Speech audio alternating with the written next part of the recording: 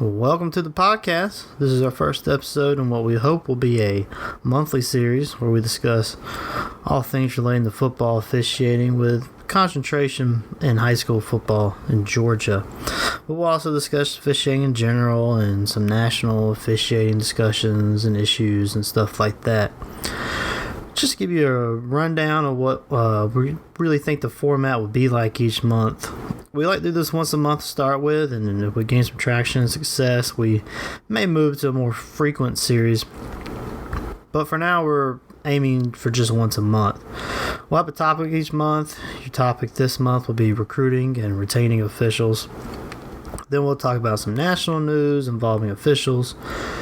For instance, controversies or news topics in college or the professional ranks. And we'll end on something fun that I've been following for a while. It's called the Umpire Ejection Fantasy League.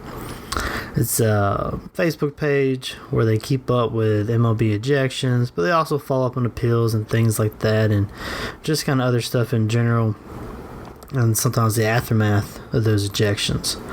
You can also use it as a learning experience as well, but I like it just for fun.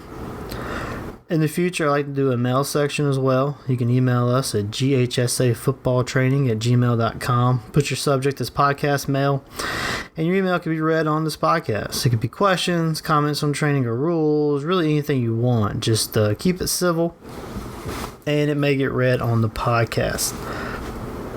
Again, that's ghsafootballtraining@gmail.com. So let's kind of jump into the topic. The topic this episode is, where have all the officials gone? It's no secret anymore that we're at a crossroads in officiating where we just can't find and retain officials. And it's not just newer, younger officials that we can't attract and keep. You know, we hear that the sweet spot of recruiting is those college-aged or fresh out of high school officials, and that's true. They should still be the focus of our recruiting and retention. But we're seeing a lot of veterans now leaving the profession and doing it well before their quote-unquote retirement age. So why? Why is this? What is happening to drive these officials away? The reason we keep hearing over and over, and you see this every time you read an article from Referee Magazine or anywhere else. Anytime you read stuff like that, you always see it's verbal abuse, sometimes physical abuse, just coaches, parents, fans. And for sure, there's probably a lot of truth to that. But I got two thoughts on that. And number one, let's be honest. That's always been around. There's always been verbal abuse. We know some coaches are worse than others. But you can't let that be a deterrent, because it's always been the case. And when I was doing college ball, a coach came and talked to us at one of our clinics, and he said, guys, you see me on my worst day. You see me at my worst. And we got to keep that in the back of our minds as officials, especially at the college level and the high school level too. We see the report came out a couple of months ago about the salaries of Georgia high school coaches and how many coaches and high school coaches in the state of Georgia were making six figures, and it was 23, 25, something like that. So these guys are making six-figure salaries. The livelihood of their families, their families depend on it, their children depend on it. These coaches' livelihoods. And we walk out there, $100 a game. If we kick a call, no big deal to us. It should be. We should strive for perfection every time, but we don't have that pressure of we got to provide for our family on this officiating. These coaches, they do. And a lot of these programs where they're paying these coaches six figures, simply making the playoffs isn't enough. Who was it? Buford, I think, just let go of their coach, and they made the second, third round of the playoffs every year. Buford, that's not going to cut it. And a lot of high schools like that. The high school can afford to pay these coaches six figures. They need more than just playoff appearances. And for some officials, a playoff appearance is enough. Hey, first, second round of the playoffs. Hopefully, we have higher aspirations for that. Hopefully, every official wants to work a state final or whatever the equivalent of a final is in your respective state or level of officiating. But these coaches, it's more their livelihood now than I think it used to be. So that's where the coaches come from. We got to give them some slack, because it just means more to them than it does to us. But we need to treat it like it does. So that's not an excuse for us to be kind of lackadaisical in our approach and have a no-care attitude. We should strive for perfection on everything we do, especially on the field. But I do not like that, all these articles harp on, verbal abuse from the coaches. Parents and fans are going to be parents and fans. But it's always been around. It's probably magnified nowadays because of social media and Huddle. And I have thoughts on Huddle I'll get to later. But that's my second point. We cannot harp in all these articles on the verbal and physical abuse. So they say you read any article on the officiating shortage, you're going to see fan and coach verbal abuse. Guys, that's not going to attract any more people to do this. You're basically saying to people who aren't involved in officiating, hey, come referee football. You're going to get your butt chewed out every single night, but you're going to have to get over that. And hey, by the way, it's worse now than it used to be. Who's gonna sign up to do that? And in some of these articles, they're always, they'll focus on, this state just passed this law. They're going to crack down. They're going to have longer and harder punishment for people who beat up sports officials. And that's great. It's fine and grand. But that's little consolation to you to know when you're on the ground getting your face smashed in by a 250-pound guy. It's a little consolation to you to know, hey, at least this guy's going to serve some jail time. And that's rare anyway. I know we see articles every once in a while. A coach comes on the fan hospitalized, but you also got to look. How many games are played every day, and how often does that happen? We're talking less than 1%. So the articles and stuff like that. I'm glad they're drawing attention to the shortage, but I wish we didn't focus so much on the abuse part. I don't know what they're trying to do. It's more of a, trying to tell these coaches, fans, parents, hey, maybe lay off. But again, like I said, these coaches, we're seeing them at their worst. And we're seeing them at a time where their livelihood is dependent upon how well we officiate.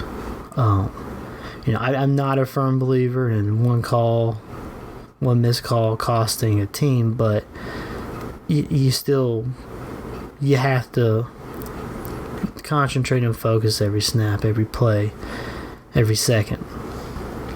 Also on that first point, there's a great podcast out now called Against the Rules, and it's by Michael Lewis. Name sounds familiar to you. He's the author of Moneyball and Blindside, and he's kind of taking a deep dive with his podcast into America's obsession with fairness, and it starts with kind of how that affects referees. The very first episode is about NBA officials and kind of why they're suddenly taking more abuse, and from there each episode kind of dives into it's really just our thoughts as Americans on fairness in general. Subsequent episodes in that podcast, there's judges and their perceived biases. There's one on consumer protection and how these people, judges and people working in consumer protection, they're kind of, quote-unquote referees in our everyday lives. And the podcast kind of uncovers, that while these obsessions with fairness have kind of always been around, there's just Americans now, we're just more interested in it, and we're kind of obsessed with it more than we've been in the past. And it's a shift in our psyche as humans now, for sure, but it's not going anywhere. It's something we're going to have to adapt to. And we can do that. We can be more transparent. In the NBA, the NFL, they're all trying to be more transparent. I saw an article recently where Steve Shaw Steve Shaw is the coordinator for SEC officials. He said something down there recently when all the SEC coaches were together in Destin.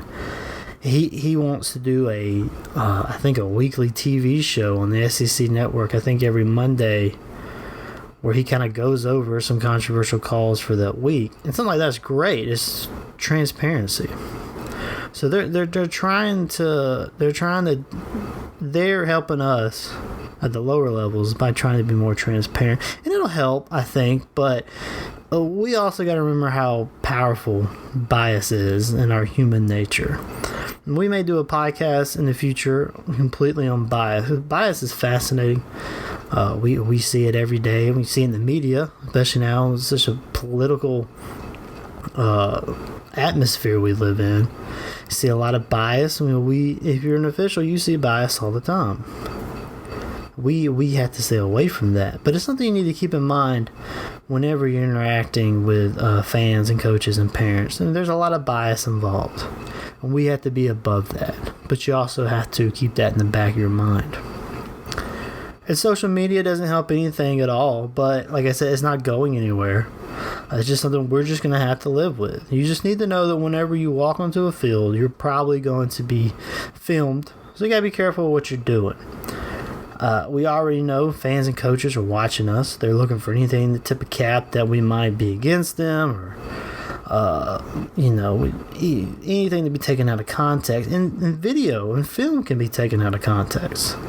I just remember a few months back when you had the media jumping all over the high school kid in Washington, D.C. Well, the Lincoln Memorial or something like that, and they had this little short clip of him saying he was going to stare down with a Native American, and he laughed at him, and the media was all over this and really harping on this student. Then later we see the whole video, and it wasn't anything like it was portrayed. And actually the other guy may have been the instigator.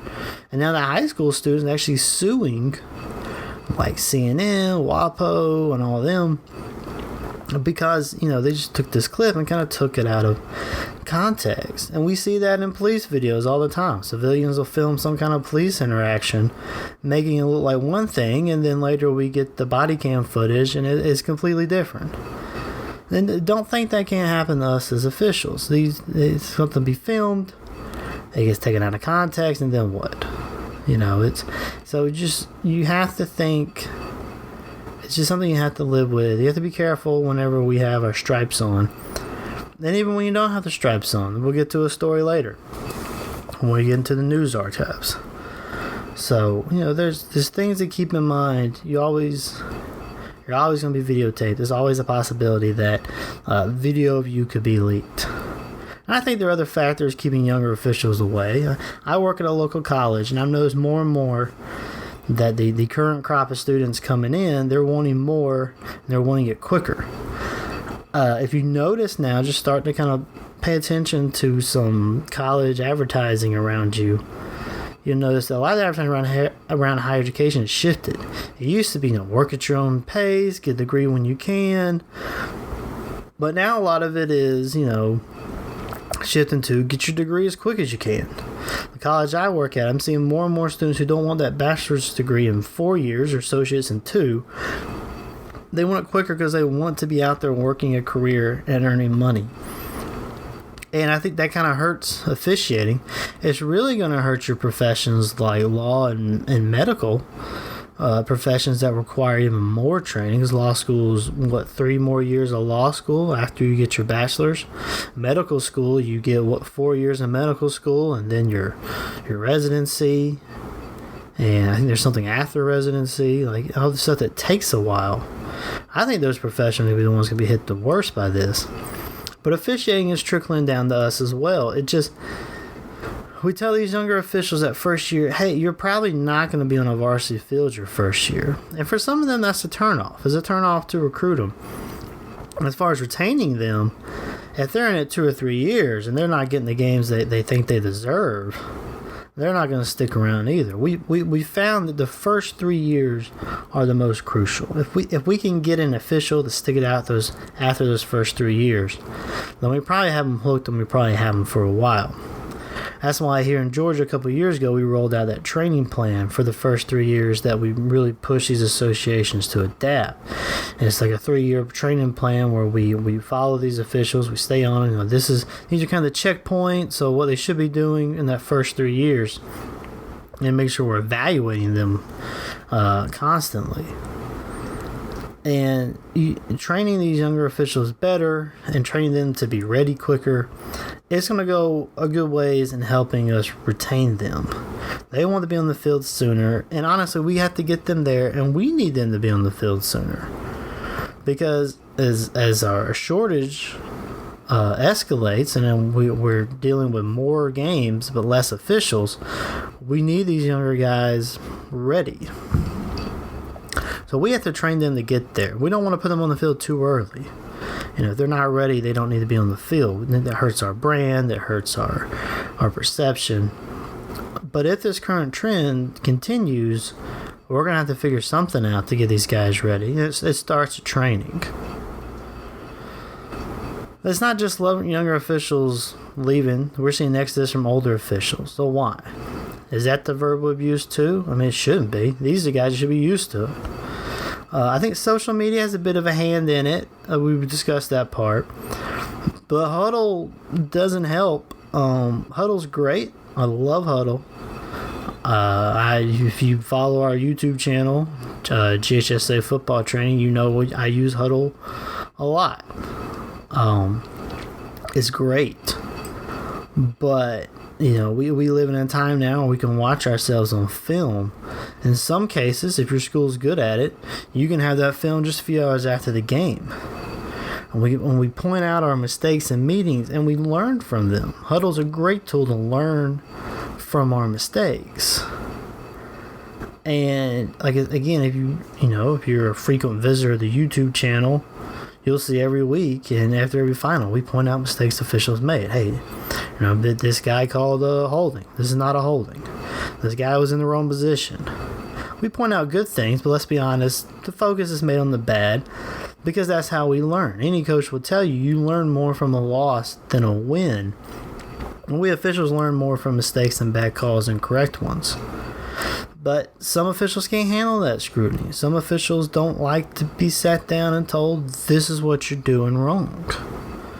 And you can make the argument that we don't want those guys. Those aren't the kind of guys that we need. They're not the kind of guys that would get better. And that's true. But in the middle of a shortage, it's still, you still may have a good quality official that's not going to be on the field that you need. It's, there's pros and cons to it. And if there are ways, obviously, we can do all this without belittling these officials. But, I do think Huddle is driving some of it away. I'm not saying get rid of Huddle.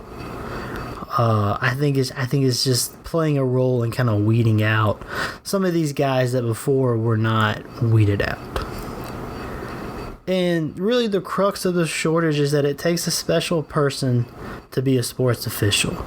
You can't be biased. You have to be completely neutral, which is something not everyone can do. It really isn't. You have to be able to take scrutiny that is now magnified.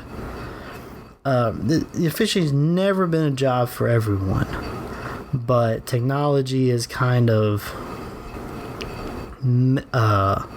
enhance some of the things that may have kept some officials away or driven officials out sooner. Technology has kind of enhanced that, and we're just not getting, we're not keeping around like we used to. It's harder for guys to kind of buy in and stay passionate. And we always tell guys, if the passion goes away, then it's time to walk away. And I think we're seeing a lot of that too. So I know I've given you a lot of reasons for why we have a shortage and not a lot of solutions. The simple answer is there is no simple answer to fix this. If there were, I think we would have already figured it out by now. But all we can do is evolve our training. We can target people who may be interested and may have that special knack. And we have to focus on our officials those first 3 years and retaining them. We have to put ourselves out there to the public in recruiting and be transparent. We have to evolve our ways of recruiting. just like we have to revolve our ways of retention and training. We have to do what we can to kind of stay with the game. So that's it for the topic. Let's move on to some news. What have I found?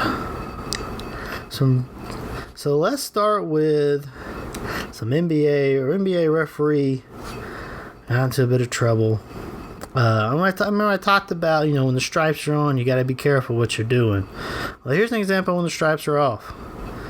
This is from NBCSports.com. NBA referee Ron Garrison charged with extreme DUI. Ron Garrison, one of the NBA's longest-serving referees, was arrested for DUI on Wednesday. This article was posted on June 3rd. Arrested for DUI on Wednesday after his vehicle crashed into a tree, according to ABC 15 Arizona. Garrison was taken to the police station where he agreed to a breathalyzer test. Police say the machine recorded his blood alcohol content at 0.192 and 0.195, more than twice the legal limit to drive. Garrison places a charge of extreme DUI with a BAC between .15 and .20, a Class 1 misdemeanor, along other charges. The NBA typically suspends players and coaches 2 games for drunk driving. Garrison might receive that punishment if convicted. Considering the league wants his officials to be viewed as beyond reproach, he might face a stiffer penalty. And of course, you can go watch the video if you want. TMZ has body cam footage of the arrest. So that last article is interesting, talking about the league wants officials to be viewed as beyond reproach. He might face a stiffer penalty, and that's a good point. We kind of tell our officials you have to be above everything. That's why coaches and players and all them can yell at us and chew us up and down, and we just got to sit there and take it. We can't show aggression or anger back. We can talk back civilly and calmly, but we have to kind of be above everything else. So that's an interesting article. Alright, here's another one. This is from MSN.com. Umpire Angel Hernandez struggles with balls and strikes in Yankees Blue Jays game. Umpire Angel Hernandez had one of the worst blown strike calls of the season on Tuesday night. He was behind the plate for the New York Yankees Toronto Blue Jays game and didn't call a strike on this Masahiro Tanaka pitch down the middle to Randall Grichuk in the bottom of the 5th inning. There's a video of it. Looks like it is straight down Broadway there. And then they have a pitch hold on. There's an advertisement right on this article. Here's what the pitch was according to MLB.com's tracking. MLB now has the tracker where they track all the pitches and strikes. It has a picture, and the pitch in question is looks like it's right it's in the middle quadrant of the strike zone. So that should have made a 0-2 count. Instead, due to Hernandez's missed call, it was a 1-1 count, and Grichuk homered on the next pitch. Narco goes on to say, why did Hernandez miss the call? This is probably because he was thrown off by Gary Sanchez's setting up inside and expecting a pitch up and in. Tanaka mixed Sanchez's glove but still threw a clean strike. It really wasn't close to a ball. This goes to show how Hernandez calls pitches based on expectation rather than execution, which is a poor trait for an umpire. Article says then it gets worse. He missed another couple of definite strikes that inning and called them balls. So that's interesting about what it says, expectation and execution. I used to call baseball. I got out of it to spend more time with the family. Don't regret that decision at all, trust me. But that happens sometimes. A catcher sets up inside and pitches off the mark, but it still may be a strike. And that's kind of a long-standing debate in umpiring circles. Do you award the pitcher even though he missed the call? He missed the target. Or do you go by, hey, this is the strike zone, ball's in the strike zone, call it a strike? I think if it's solidly in the strike zone, I think you got to give it a strike. If it's borderline, then maybe you give the benefit of the doubt to the batter. But according to that strike zone tracker on MLB.com, that's solidly in the strike zone. But, it's an interesting debate for you guys that do baseball. Feel free to email us your opinion on that. We may read it on the air. But yeah, do you award the pitcher, even though he missed it, if it's in the strike zone, or do you say, hey, you didn't hit your target, you're not going to get that call? Alright, let's move on to, one more article before we move on to the umpire fantasy baseball, umpire ejection fantasy league. They had an article on something I want to talk about. Recently happened in the NCAA regional, the Louisville regional. There was some major controversy in that. Made some national news. NCAA Louisville ejection, lessons learned. This is according to CloseCallSports.com. Every so often, a college baseball ejection causes a national stir. Such was the case with Indiana and Louisville during Sunday's NCAA regional that ended with a bench-clearing event after home plate umpire Ken Langford ejected Cardinals pitcher Michael McAveen and IU batter Ryan Finneman. What can umpires learn from this sequence? Here's a report of the ejection. Home plate umpire Ken Langford ejected Louisville pitcher Michael McAveen on a ball 3 call, and Indiana pitcher Ryan Feynman in the top of the 9th inning of Sunday's Hoosiers-Cardinals game. With 2 out and 1 on, Feynman took a 2-2 pitch from McAveen for a called third ball, upon which McAveen was ejected for unsporting conduct and disputing the ball strike call, as Louisville head coach Dan McDonald questioned the umpires. I did see one article, I think it had a Twitter video, and it seems like the pitcher kind of looked at the umpires and said, that's horrible. And we can talk about whether or not that is standard, or if that is questionable, or if that is meets the threshold for an ejection. But after replacement pitcher Michael Kieran entered the game and threw the carryover 3-2 pitch for a called third strike for the third out of the inning, Feynman was ejected in a post-participation capacity as he pursued Langford to argue the call after the game was over, as did Indiana-based coach Casey Dykes.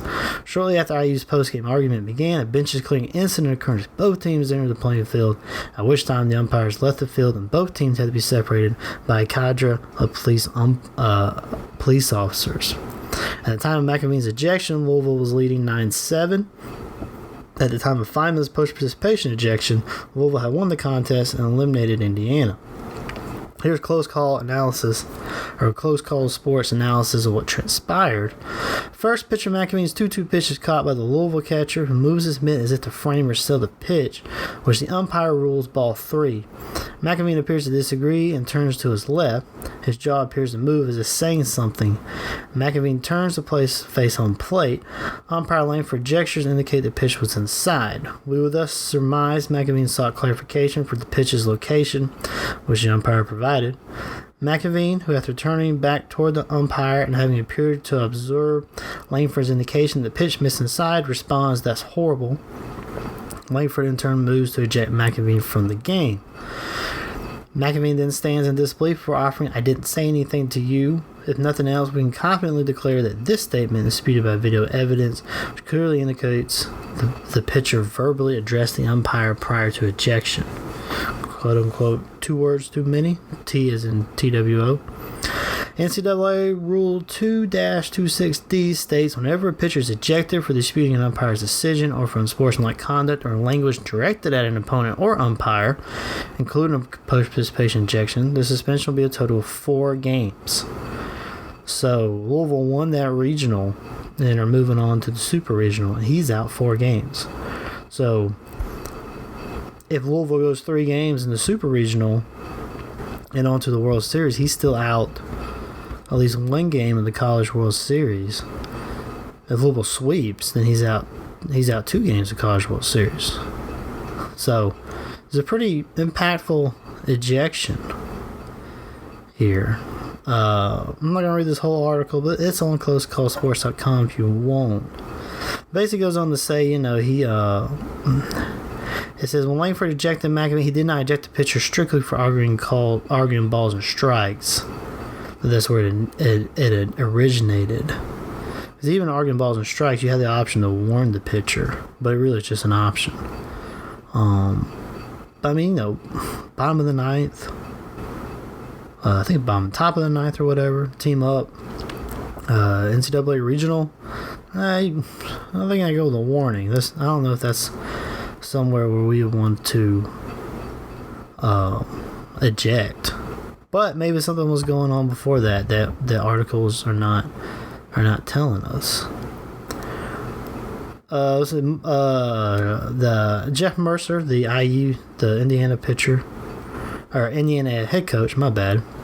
He was quoted as saying, umpires have a job to do. They get paid to do it. I get paid to do my job, and you have to be able to execute. And everyone is held to that same standard. I'll handle it. I'll talk to the tournament. I'll talk to the site director. I'll talk to the umpires. It'll be handled in a professional way. Just like if I had something unprofessional or unbecoming, they have ways to hold me accountable. And this kind of goes to what I talked about earlier. He's not wrong. He gets paid to do his job. His livelihood depends on him doing his job. And if he acts unprofessionally or messes up, he could lose his job and lose his livelihood. I don't know this umpire personally, but this probably isn't his full-time job. But I'm sure, even then, he, Langford, the umpire, I'm sure he takes this job seriously. I don't think you're going to be at this level and not take your job seriously and not want your perception and your professionalism questioned. So that's just, it's an article that's been floating around, and you also have to remember, the media and the public, they're not going to be on our side for any of this. So in all these articles, they're going to be on the side of the players and the coaches. So a little bit of interesting stuff that's been going on. Also from the same website, they Close Call Sports, who run the Umpire Ejection Fantasy League. It's said that bad things happen in threes. On Tuesday, this article was posted on June 4th. That rang true for umpires. There's 3 umpire injuries plagued Major League Baseball. Mike Everett, Tom Hallion, and Scott Berry leaving their games all within the span of an hour after a pair of plate injuries and one in the field. For Everett, it's in Washington, D.C., bottom of the 3rd inning of the White Sox-Nationals game. White Sox pitcher Ronaldo Lopez's first pitch clocked in at 92.2 miles per hour. The Nationals batter Trey Turner missed everything. Batter swung and missed. Catcher fanned on the catch and hit Everett directly in the left chest atop his heart, shattering the pen sitting in his pocket in front of the lineup cards. That's one reason I keep my pen and card in my hip pocket. Everett remained in the contest through the completion of the inning, upon which time second base umpire Lance Barrett took over behind home plate, with first base umpire Bill Welke and third base umpire Chris Guccione remaining at the corner bases. That's one interesting thing that Major League Baseball does. In a crew of 4, the home plate umpire goes out, the second base umpire comes in. I'm assuming because the third plate umpire would have just the game before been behind the plate, and the first base umpire's behind the plate the next night. So it makes sense to bring in your second base umpire. As for Hallion in New York, in the bottom of the 4th inning of the Giants-Mets game, Hallion was struck by a 3-1 foul ball off the bat of Mets batter Todd Frazier from Giants pitcher Madison Bumgarner's 92.7 mile per hour fastball.